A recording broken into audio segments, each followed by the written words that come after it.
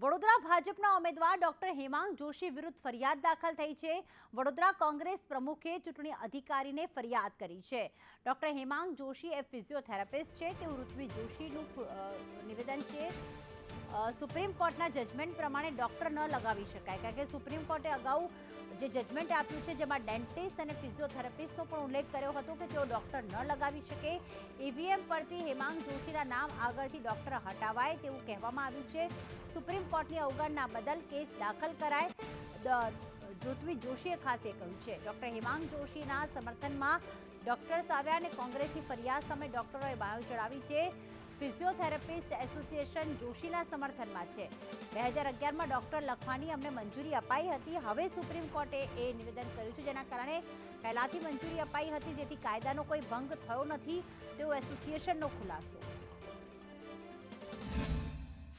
પાર્ટીના જે ઉમેદવાર છે એમને આદર્શ આચારસંહિતાનો ભંગ થયો હોય એવું લાગી રહ્યું છે, કારણ કે એમને જે એમના પ્રચાર પ્રસારમાં એટલે કે બેનરમાં, હોર્ડિંગમાં, એમના સોશિયલ મીડિયામાં જ્યારે બધી જગ્યાએ એમને આગળ પોતે ડૉક્ટર છે એવું લખાયું છે।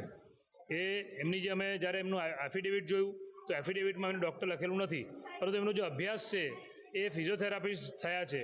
તો જે દેશની વડી અદાલત છે સુપ્રીમ કોર્ટનું જે જજમેન્ટ છે કે એમાં ફિઝિયોથેરાપિસ્ટ એ પોતાની આગળ ડૉક્ટર લખાવી શકે નહીં।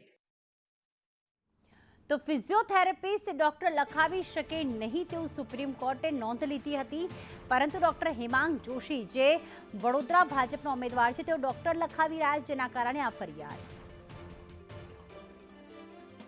કોંગ્રેસના પ્રમુખ ઋત્વી જોશી દ્વારા ભાજપના ઉમેદવાર ડોક્ટર હેમાંગ જોશી ડોક્ટર કેવી રીતે લખાવી શકે તેવા સવાલો ઊભા કર્યા છે। ડોક્ટર હેમાંગ જોશી ફિઝિયોથેરાપિસ્ટ છે અને ડોક્ટર લખાવે છે, ત્યારે હવે સમગ્ર મામલે ફિઝિયોથેરાપિસ્ટ એસોસિએશન મેદાનમાં આવ્યું છે અને કોંગ્રેસ માફી માંગે તેવી માંગ સાથે કલેક્ટર કચેરીએ તેઓ રેલી કાઢીને જઈ રહ્યા છે। ફિઝિયોથેરાપિસ્ટ છે ડોક્ટર હેમાંગ જોશી ફિઝિયોથેરાપિસ્ટ છે તેવું લખાવે છે, લખાવી શકે?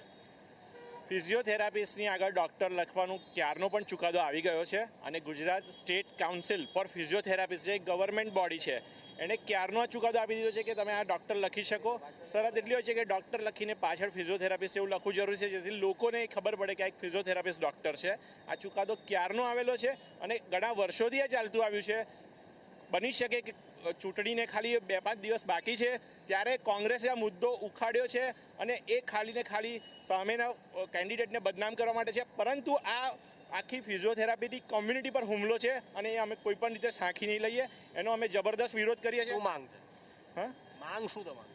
અમારી માંગ છે કે આ કોંગ્રેસ માફી માંગે, કારણ કે જેને આ રાજનીતિથી પ્રેરિત આ એક મુદ્દો કર્યો છે એની માટે માફી માંગે કે આ ખોટી વસ્તુ છે, કારણ કે એને ખાલી હેમાંગભાઈ પર નહીં પણ સમગ્ર ફિઝિયોથેરાપિસ્ટ કોમ્યુનિટી પર હુમલો કર્યો। આ કઈ સાલમાં અને કોઈ મંજૂરી આપી હતી ડૉક્ટર લખવાની ફિઝિયોથેરાપી? આ 2011 જીએસટીપી એક્ટ 2011 ગુજરાત સરકાર દ્વારા આ એક્ટ અમલમાં આવ્યો ને ત્યારે અમારી કાઉન્સિલ બની। કાઉન્સિલ તરફથી અમને અમારું લાયસન્સ મળતું હોય છે અને લાયસન્સ અંતર્ગત અમે બાધ્ય હોઈએ છીએ કે ફિઝિયોથેરાપીને એક જ બોડી ગાઈડન્સ કરી શકે। 2011માં આ વસ્તુનું અમલીકરણ થયું અને 2016થી લઈને અમને સર્ટિફિકેટ મળવાના શરૂ થયા।